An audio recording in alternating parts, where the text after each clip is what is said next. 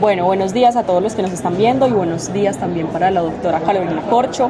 Nos encontramos el día de hoy en la Universidad de Caldas, sede Palo Grande, para hablar con ella un poco del panorama de la política nacional y fundamentalmente de la reforma a la salud, que es pues un área en el que se ha desempeñado, digamos, a lo largo de los años. Entonces, inicialmente queríamos preguntarle cuál ha sido su recorrido político e intelectual hasta llegar hoy a la representación pues política en el país. Bueno, muchísimas gracias, Andrew. Un saludo a ti y a todos quienes nos ven. Lo primero que tengo que comentar es que yo, pues, como me conocen, Carolina Corcho Mejía, yo nací en Medellín, pero vivo en Bogotá hace 15 años, egresada de la Universidad de Antioquia, de la Universidad Nacional de Colombia, de la Universidad Javeriana en estudios políticos. Cuando joven, pues, fui militante del movimiento estudiantil en la Universidad de Antioquia. Posteriormente, allá en Antioquia, fuimos fundadoras del Polo Democrático Alternativo. Ahí tuve un paso breve, pues porque ahí teníamos muchas peleas entre nosotros, muchas discusiones. Ustedes recuerdan que en el Polo Democrático mucha gente terminó por fuera del Polo Democrático, yo fui una de esas. Y posteriormente me dediqué a los movimientos sociales y a la sociedad civil. Actualmente soy miembro de la Comisión de Seguimiento de la Sentencia T760, que es un órgano consultor de la Honorable Corte Constitucional en materia de política pública de salud, como perita constitucional experta, y soy presidenta de la Corporación Latinoamericana Sur.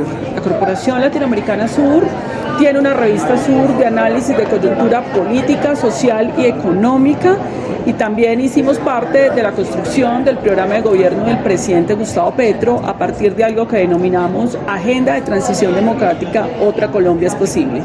Desde el año 2020 nos dedicamos a hacer reuniones con movimientos sociales, con 60 investigadores e investigadoras del pensamiento democrático progresista de este país, para construir 10 propuestas para cambiar a Colombia. A eso me he dedicado en los últimos años de mi vida, además del tema de salud, donde hace más de 10 años comenzamos la discusión y aprobación de la reforma a la salud. Ya después entro al Ministerio de Salud y Protección Social. Por petición del presidente Gustavo Petro, fui una de las coordinadoras del empalme del gobierno, dado el trabajo programático que habíamos hecho en diversos temas. En el Ministerio de Salud presentamos el proyecto de ley de reforma a la salud, que fue trabajado con diversas organizaciones del país, más de 1.200 delegados de organizaciones sociales, intelectuales, además del pensamiento democrático en el campo de medicamentos, de salud pública, constitucional y jurídico, contribuyeron con esta apuesta. Presentamos en el Congreso de la República esta reforma, y después de presentar esta reforma hice el proceso de acuerdo y negociación con los 3 partidos políticos, liberal y conservador.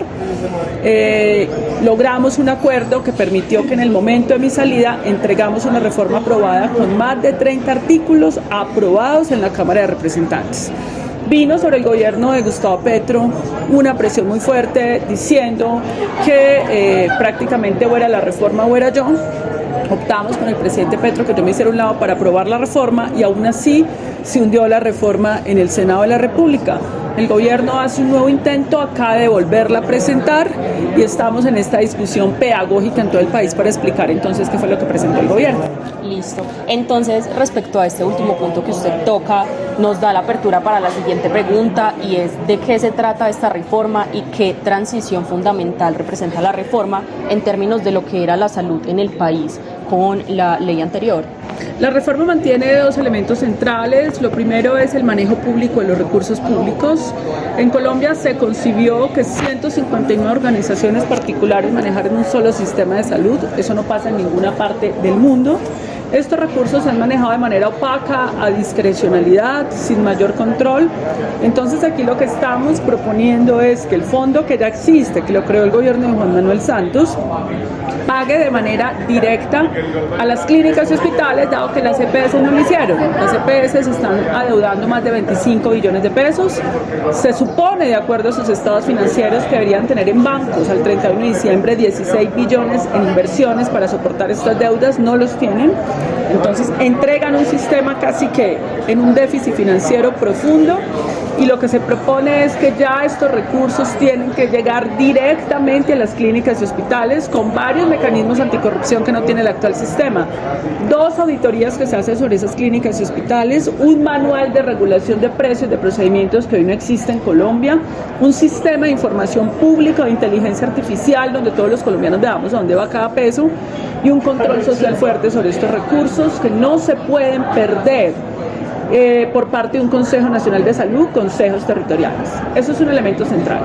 El segundo elemento central es la salud preventiva o atención primaria en salud, que es el paradigma más importante en las discusiones del mundo global sobre la salud pública. Hay que detectar la enfermedad a tiempo. Hay que hacer, digamos, inversiones públicas para que haya personal de la salud detectando el riesgo suicida en la universidad. Aquí estoy viendo varios jóvenes.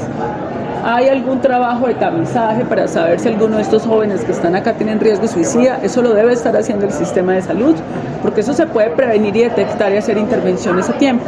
De eso se trata la salud preventiva, ese es el segundo punto. El tercer punto, sí hubo un retroceso en esta nueva ponencia, que estamos esperando que se corrija, y es el régimen laboral especial para dignificar a los trabajadores de la salud, que son 1 millón de colombianos y colombianas en lo público y lo privado. Desafortunadamente retrocedimos en esta ponencia porque solo quedó lo público y lo privado no. Estamos pidiendo al Congreso que recupere el artículo del régimen laboral especial porque no puede seguir el sistema con contratos basura de tercerización y explotación laboral de trabajadores y trabajadoras. Muy bien, doctora. Entonces, ¿qué impacto puede tener esta reforma a nivel de Caldas y a nivel de los diferentes actores sociales que convergen pues, en la región? Hablando de los estudiantes, hablando del personal de la salud, hablando de las diferentes instituciones. Bueno, a nivel de Caldas, por ejemplo, para la Universidad de Caldas, que tiene Facultad de Medicina, la reforma trae la priorización de los hospitales públicos del país como centros de prácticas de las instituciones de educación superior públicas, porque son desplazadas mucho por lo privado. Para el acceso a especialidades médico-quirúrgicas se va a generar un proceso meritocrático donde haya un examen único nacional, donde se presenten los médicos y a partir de ahí las universidades escogen, porque ahorita el acceso es muy difícil y necesitamos que esto sea democrático, amplio, meritocrático y que todos los quienes se van a presentar tengan condiciones de igualdad para competir.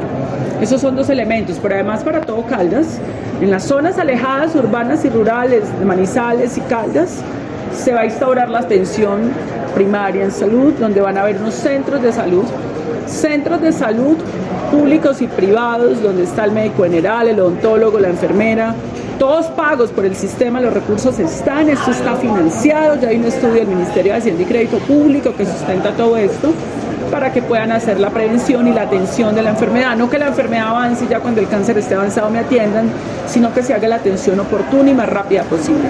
Listo. En relación a las demás reformas y al plan de gobierno nacional, ¿cómo converge, digamos, el plan y las demás reformas con esta reforma a la salud? ¿Qué relación tienen y qué importancia tienen también para el proyecto de gobierno y para el proyecto del pacto histórico que ojalá siga en 2026? Bueno, varios asuntos. Hay un tema central en la salud que se llama los determinantes sociales de la salud. La salud depende de muchos otros temas, por ejemplo, la soberanía alimentaria. La soberanía alimentaria es la posibilidad de que podamos producir nuestros propios alimentos y autoabastecernos. No tiene presentación que Colombia haya más de 5 millones de colombianos que no tienen sus 3 comidas al día, cuando tenemos millones de hectáreas productivas que en este momento están siendo ocupadas por una vaca por cientos de hectáreas y podríamos producir y poner a producir esa tierra fértil alimentos para generar soberanía alimentaria no solo en el campo sino en la ciudad. Y eso se llama reforma rural integral o reforma agraria integral, que no tiene que ver solo con los campesinos, tiene que ver con la salud y con la alimentación en las grandes ciudades, pero que también tiene que ver con un renglón de la economía que se llama la agroindustria, una industria agraria que produzca alimentos y que también exporte, porque no tiene presentación que estemos en Colombia importando 15 millones de toneladas al año de alimentos que podemos producir, mientras que tenemos cinturones de desempleo de nuestros jóvenes que podrían trabajar en esta industria, en el campo y las ciudades. Eso es un elemento. Pero lo segundo, la salud también es el derecho a la educación. Tenemos 2 millones de jóvenes que no acceden a la educación superior. El gobierno presentó una reforma a la financiación de la educación superior donde se modifican 2 artículos de la Ley 30 para que el crecimiento de la financiación de la universidad pública corresponda realmente a los costos, porque hay una brecha entre los recursos que recibe la universidad pública y los costos reales. Esto supone también que la universidad pública sea eficiente en el manejo de esos recursos internamente, y eso es un debate universitario que tenemos que dar sobre el manejo eficiente de esos recursos para que se pueda, digamos, destinar y lograr los planes del gobierno, que es una revolución educativa y es la gratuidad en la educación para cientos de miles de jóvenes. La educación es el único escenario donde tu cuna no determina tu futuro. Es el salto social donde todos podemos ser iguales. La universidad pública, todos podemos ser iguales e igualamos nuestras condiciones de origen. Y también la educación es fundamental para que reindustrialicemos a Colombia. No va a haber industria si no hay una sociedad de conocimiento, si no hay ingenieros, matemáticos, músicos que hagan una proyección de industrias en el país que reactive la economía y genere empleo. Eso también tiene que ver con la salud. También, digamos, hay otra reforma que está en discusión ahora, que es la reforma política, tiene que ver con la democracia. La democracia en la toma de decisiones, la participación, la definición de los partidos políticos es otro de los temas fundamentales que se discute. Y otra de las grandes reformas que tiene el gobierno es, ojo, hay una discusión sobre la descentralización. Un acto legislativo de reforma constitucional para que varios recursos que se ejecutan desde Bogotá, entonces vamos a hacer una vía en Caldas y nos toca ir hasta Bogotá, se haga desde acá más cercano al ciudadano para que el ciudadano pueda controlar de manera más cercana a las autoridades locales en la ejecución de los presupuestos. Esto es un paneo como de un conjunto de reformas que tienen que ver todas, obviamente, con los determinantes sociales de la salud. Doctora, y por último, ¿qué podemos esperar entonces del proyecto del cambio en lo que va del año y en lo que viene para 2026? Bueno, lo que tenemos que esperar primero que todo es que se conforme un partido unitario que a nuestro juicio debe ser democrático, debe tener mecanismos de democracia interna. La unidad es la democracia y la democracia es la unidad. La democracia son reglas de juego ecuánimes de competencia. Hemos dicho que ese partido unitario debe tener una conformación de una lista cremallera, paritaria, de participación de hombres y mujeres, pero que esa lista no pueden hacerse a bolígrafo. Tienen que haber unas consultas abiertas donde las regiones, los territorios organicen esa lista entre el que más tenga votos de manera cremallera, hombre, mujer.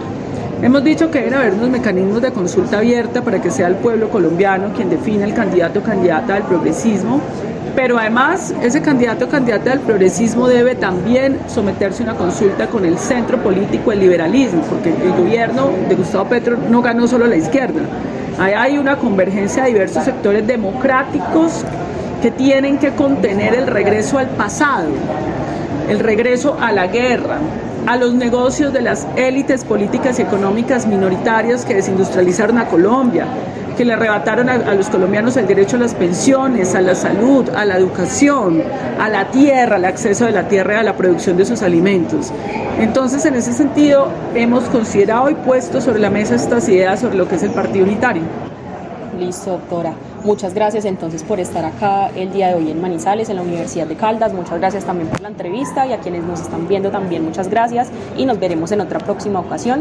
Les recordamos que estamos en el grupo de la Asamblea del Cambio Caldas, que fue un grupo con una iniciativa local a partir de, digamos, la organización de la estrategia comunicativa para ir a Bogotá a la Asamblea Nacional, pero que es un grupo también que se proyecta ser un medio alternativo de educación para el cambio. Entonces un poco estas entrevistas fungen esa función en un primer momento y esperamos también seguir proyectándonos en ese sentido. Muchas gracias entonces.